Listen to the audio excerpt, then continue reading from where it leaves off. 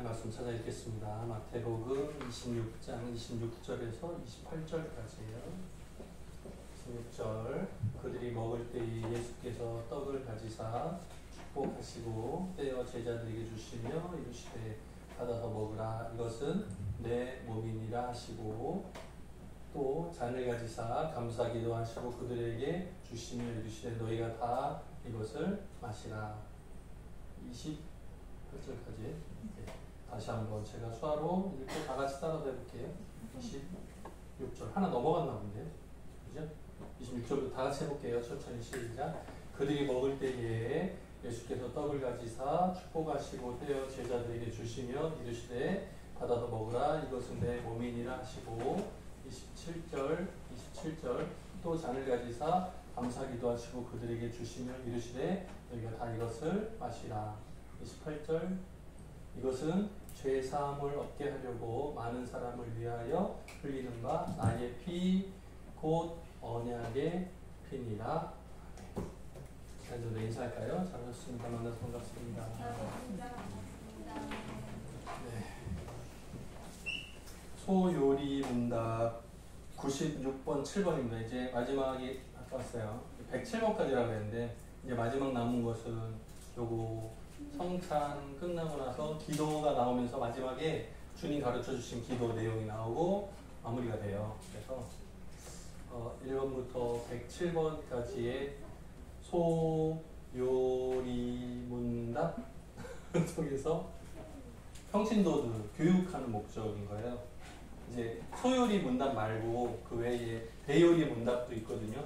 그거는 신학생 교육 목적이에요. 조금 달라서 조금 더 자세하게 돼 있겠죠. 예, 아무래도 신학생들 가르치는 내용이 조금 더 많은 내용을 포함하고 있어요. 그래서 이거는 100개 정도면 그건 2배로 많아요. 200개 정도.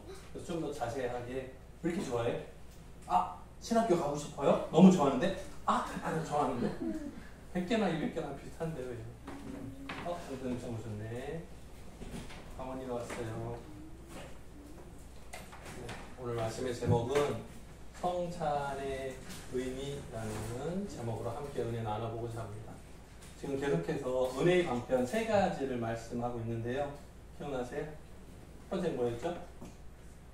세례. 두 번째는요? 성찬. 모르고 지금 가만히 있어 다들.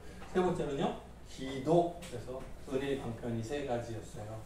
전체적으로 설명은 이미 드렸고 그 다음에 하나씩 의미를 설명하는 중입니다. 지난주에는 세례를 설명해 드렸고 오늘은 성찬에 대해서 함께 생각을 해보겠습니다. 다음 주는 기도가 되겠죠. 네. 자, 성찬은 예수님께서 직접 제정 만드신 예식이라 말씀드렸습니다. 세례도 직접 제자 삼아서 세례를 주고 아버지와 아들과 성령의 이름으로 세례를 주고 가르쳐 지키게 하라 뭐 이런 내용이 있었잖아요. 그죠? 근데 이제 성찬은 예수님이 십자가에 달리시기 전에 마지막 날 밤에 눈을 떴는지 감았는지 내가 구분을 못하겠어요. 조한석 집사님은 이제 다음 주부터 가까이 와. 알았죠? 저 뒤에 앉으면 안 되겠어. 가까이 여기 앉아요. 이제 앞으로 다음 주부터 이렇게 이제 노인 집사님들을 앞으로 다 나오라고 할 것 같아. 저 뒤에 있으니까 눈이 떴는지 감았는지를 모르겠어. 성찬식은 6월절 마지막 날 밤에 제자들 12제자들하고 함께 앉아서 식사를 나누었던 마지막 만찬. 제가 그림도 한번 설명을 했었어요. 기억나세요? 새로워요. 최후의 만찬.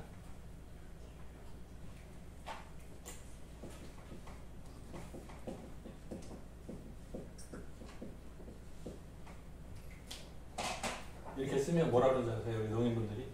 안 보여. 빨간색 안 보여. 최후의 만찬. 예수님과 제자들의 마지막 식사. 13명 그림.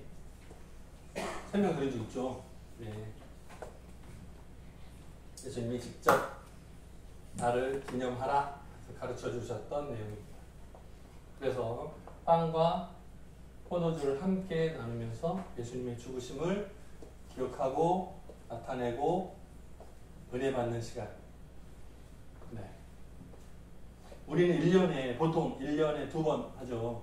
부활절 때 하고 추수감사절 때 하고 그죠. 이제 가능하다면 좀 자주 한 달에 한 번? 너무 급한가요? 2달에 한 번? 정도로 좀 자주 하는 게 좋겠지만 너무 자주 하다 보면 조금 대충 하는 경향이 있어서 조심스러운 분위기가 있어요. 아주 교회가 대형으로 아주 큰 교회, 10,000명 넘는 큰 교회들 보면 그 세례하는 방, 그 다음에 성찬식 하는 방이 따로 있어요. 그래서 한 달에 한 번이 아니라 매주 하는 것도 있어요. 그거 담당하는 목사님이 따로 있을 정도로. 교회가 너무 커가지고 다 같이 하기는 어려우니까 새신자들 들어올 때마다 교육하고 수료함과 동시에 세례를 주고 성찬식도 참여시키고 해서 계속 반복하는 그 팀이 따로 운영될 정도로 아주 대형 교회에서는 그렇게 해요. 근데 이제 일반적으로 작은 교회들은 1년에 2번 정도 하는 것이 보통입니다. 가능하면 자주 하는 게 좋겠죠. 자, 보세요. 성찬식의 목적이 뭐겠어요? 목적. 빵과 잔을 나누는 그 목적이 뭘까요? 자, 보세요. 먹고 배부르기 위해서. 예전에도 제가 설명드릴 때 여러분 기억나는지 모르겠는데 예전에 시범? 뭐라고 해야 돼? 실험? 뭘 해야 되는지 모르겠는데 원래 성경 대화 한번 따라가 보자 이렇게 해서 지금은 기구를 준비해서 그릇에다가 미리 빵을 잘라가지고 조그맣게 해서 하나씩 집어먹게 하잖아요. 그죠? 근데 중간에 예전에 이것을 성경 그대로 예수님이 이걸 빵을 미리 잘라가지고 요만큼씩 먹어라 이렇게는 안 했을 거 아니에요. 예전에는 저녁 식사니까 큰 빵이 있었을 것 말이에요. 그럼 빵을 떼고 주면 그 다음 사람이 빵을 떼고 또 놓고 받아서 빵을 떼고 해서 다 들어서 먹었을 거예요 아마. 근데 중간에 배고픈 사람이 있으면 많이 떼고 조금 남겨 넘기면 그 다음 사람이 조금 남아서 없어 하면 곤란하잖아요. 근데 이게 실제로 교회 안에서도 똑같이 발생하더라고요. 그래서 시험 삼아서 미리 자르지 않고 덩어리째로 두어봤어요. 그랬더니 성도들이 많이 먹어. 그래서 중간에 가다가 다시 가져와야 되는. 그래서 조금 시간도 지체되고 좋지 않더라. 그래서 정해진 시간 안에 전체가 다 나누기 위해서 미리 자르는 방식을 선택하고 있어요. 그렇다 보니까 성경적이다라고 말하기 좀 어색한데 성경에서는 떡을 떼어 이렇게 나오죠. 그죠? 떡을 떼어, 빵을 떼어 이렇게 나오는데 미리 잘라서 놓고 하나씩만 먹어라 이렇게 되니까 성경은 맞지 않는다고 원래대로 돌아가자 했는데 배부르려는 사람이 있어서 방해가 돼요. 이게 잘못된 거예요. 두 번째는 포도주예요. 원래는 포도주였을 거란 말이에요. 근데 목적이 뭐예요? 마시고 목적이 아니란 말이에요. 그죠? 야, 오늘 교회에서 술도 마시지 못하게 금지하고 그러는데 한번 오늘 맘먹고 한번 허락받은 거니까 한번 해보자. 예수님을 따라하는 거니까 한번 해보자. 그래서 작은 잔으로 나누는 거예요. 이것도 예전에 실험 삼아서 떠먹도록 해봤어요. 근데 취해. 안 돼요. 그리고 교회에서는 취하는 게 목적이 아니기 때문에 어떻게 해요? 포도주를 끓여요. 그래서 알코올 성분을 다 공중에 날아가게 하고 없어요. 술 성분이 다 사라지게 한단 말이에요. 끓여서. 그런데 가끔 끓이지 않고인지 모르겠는데 어쨌든 네, 끓이지 않고 술을 그대로 나눠주는 경우가 있어요. 가끔. 그래서 발그레해지는 본 적이 마시는데 여기 목이 뜨끈할 때가 있어요. 조심해야 돼요. 집에 가다가 경찰한테 걸려요. 운전하다 걸려요. 네? 목적이 뭐라고요? 취하는 게 목적이 아니라고요. 조심해야 돼요. 보세요. 목적은 무엇인가 하면 믿음으로 그리스도의 몸과 피에 참여자가 된다 그랬어요. 참여자. 무슨 뜻인지 기억나세요? 갈라디아서 2장 20절 우리 찬양 가사대로 나와 있는 내가 그리스도와 함께 십자가에 못 박혔나니 이제는 내가 사는 것이 아니요 내 안에 예수께서 사시는 것이라. 똑같은 거예요. 자 보세요. 예수님의 살과 피에 내가 참여한다 하는 것은 예수님께서 십자가에 달려 돌아가실 때 예수님 혼자서 달려 죽으신 게 아니고 내가 그때 거기 같이 있었다는 거예요. 내 공로를 인정해달라는 뜻이 아니고 달라요. 모든 십자가의 공로는 예수님 혼자 담당하셨어요. 그런데 그 피 흘리심이, 그 살이 찢기심이 나를 위한 것입니다 라는 것을 내가 믿음으로 동참하는 거예요. 네. 혼동하면 안 돼요. 십자가의 공로는 오직 예수님 거. 근데 그 피 흘리심의 그 의미를 내가 인정하고 믿음으로 받는 거예요. 이게 목적이에요. 자, 성찬식에 대한 오해가 많습니다. 이건 옛날 중세 때부터 14세기, 15세기 뭐 이때부터 논란이 많았던 거예요. 그래서 서로 토론한 내용들이 아예 이렇게 교리적으로 나와 있어요. 근데 이거 세 개 다 잘못된 겁니다. 이거 한번 설명을 해볼 테니까 여러분이 보고 맞나? 틀리나? 차나? 깨나를 확인하겠습니다. 네? 자, 화채설. 배고픈 사람들은 수박에다가 사이다 넣어가지고 맛있겠다. 그거는 채예요. 이거는 채예요. 몸으로 변화한다는 뜻이에요. 자, 그래서 빵과 포도주가 직접 예수님의 살과 피가 실제로 된다는 뜻이에요. 이렇게 생각하는 사람들이 있어요. 네? 이해가 돼요? 무슨 말인지는 알겠어요? 자, 우리가 여기서 빵을 나누잖아요. 그러면 예수님의 살을 직접 이렇게 먹는다는 생각을 하는 거예요. 이게 빵이지만, 재질은 빵이지만 이게 예수님의 몸과 똑같다라고 인정을 하는 거예요. 변했다고 생각을 하는 거예요. 그냥 의미가 포함된 게 아니고 직접 살이 되고 피가 된다라고 생각을 하는 거예요. 이게 화채설. 누가 이런 말을 누가 생각했습니까? 말도 안 됩니다. 여러분 생각할지 몰라요.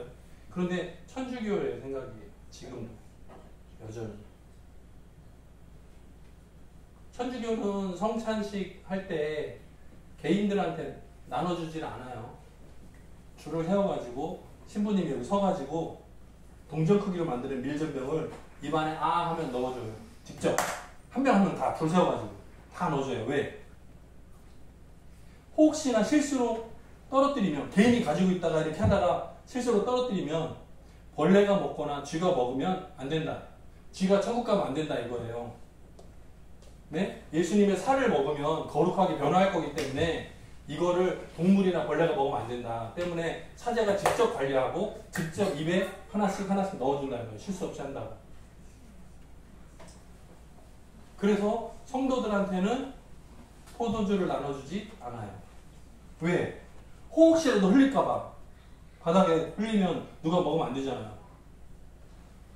그래서 포도주는 누가 마셔요? 신분들끼리 모여서 다 먹어요. 성도들은 안 나눠주고. 이상하죠? 신부님들만 마시는 거 먹고. 아니에요. 화채설은 천주교의 교리를 지금도 계속 이렇게 생각을 가지고 있어요. 공제설은 비슷한데 좀 달라요. 빵과 포도주 안에 예수님이 임재하신다는 거예요. 비슷한 건 뭐냐면 이거 두 개 다 예수님을 직접 살과 피를 먹는다는 의미가 포함되어 있어요. 그러니까 이거 두 개는 명확하게 기독교인들을 사람의 식인종으로 만드는 이상한 교리예요.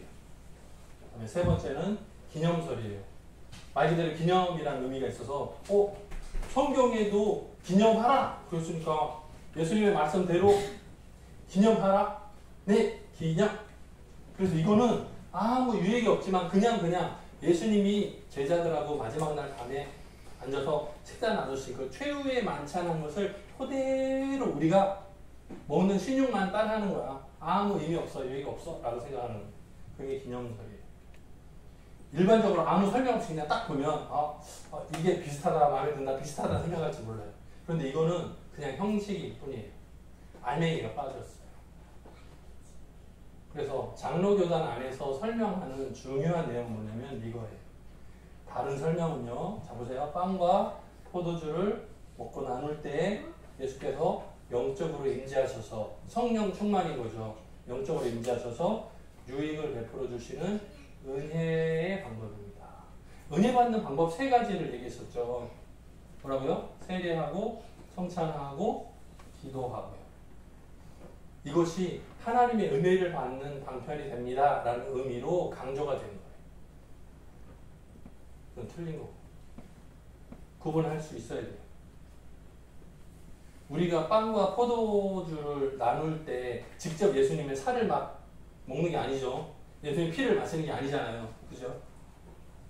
기념은 기념인데 거기에 더 추가된 게 뭐냐면 예수님께서 영적으로 함께 임재하신다는 거.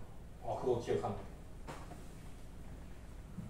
또 하나 중요한 건 뭐냐면 모든 목사님들이나 장로님들이나 고민거리가 있어요. 그게 뭐냐면 성찬식을 통해서 은혜 받기를 원해요.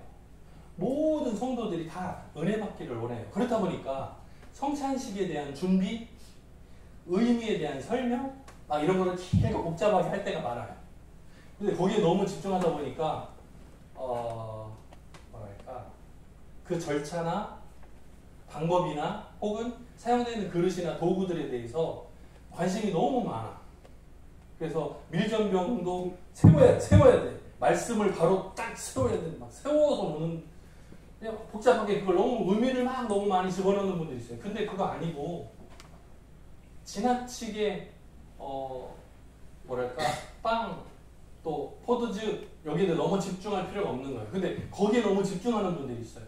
물론 준비하는 분들 입장에서는 잘 만들어서 잘 준비하면 좋겠죠. 그죠? 그런데 이것을 받는 성도들 입장에서 작년보다 이번에 좀 맛이 없는 것 같아. 향기가 좀 떨어져. 빵이 너무 달아. 마음에 안 들어. 그렇게 평가하는 건 곤란하다는 거예요. 왜냐하면 이거 목적 자체가 맛있게 먹고 배부르려는 목적이 아니라니까요. 맛있는 포도주를 나눠 먹읍시다가 아니라고요. 분명한 목적에 집중해야 되는데 엉뚱한 대로 곤란해요. 또 이게 예수님의 살과 피를 기념하는 것이다 보니까 뭐라고요? 신비한 효과.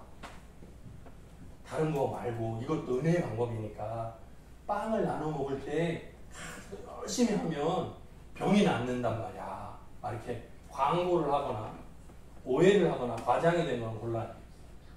포도즙을 마시면 피가 맑아져. 피가 맑아져. 아니라고요. 네? 아니라고요. 뭐 병이 났거나 효험이 있다거나 이런 설명들은 잘못된 거라고요. 이 포도즙이나 빵 그 자체 안에 무슨 유익함이 있거나 약 치료로 사용한다거나 아니라고요. 그런 미신적인 거에 빠지면 곤란합니다. 그거 아닙니다. 명백하게 구분할 수 있어야 돼요. 보세요. 예수 그리스도의 몸이 찢기심과 피 흘리심을 성찬식을 통해서 확인하는 거예요. 기억하는 거예요.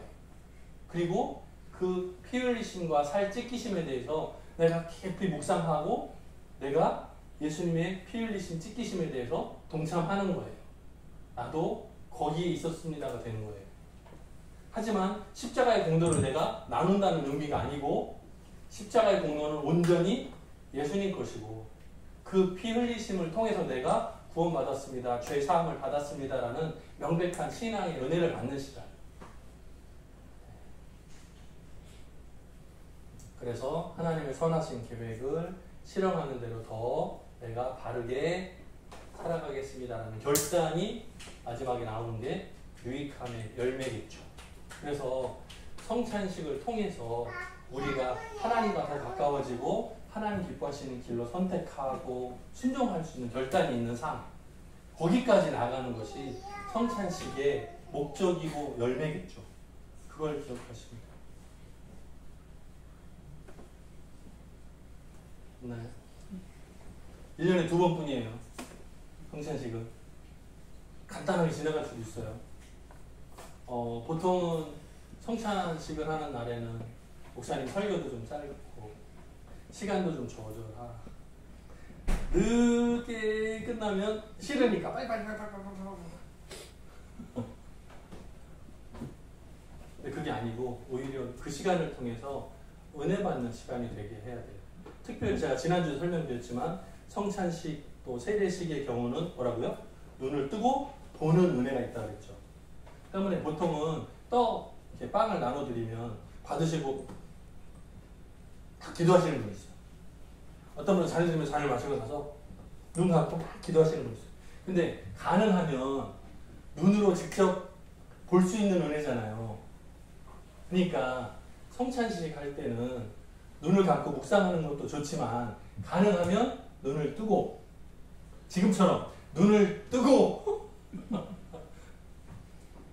왜 그러죠? 2시 30분이 자 눈을 뜨고 보는 거예요. 뭐라고요? 은혜를 눈으로 보고 은혜 받는 시간이니까 가능하면 성찬식 할 때는 눈을 뜨고 보는 은혜를 누리는 그런 기회가 됐으면 좋겠습니다.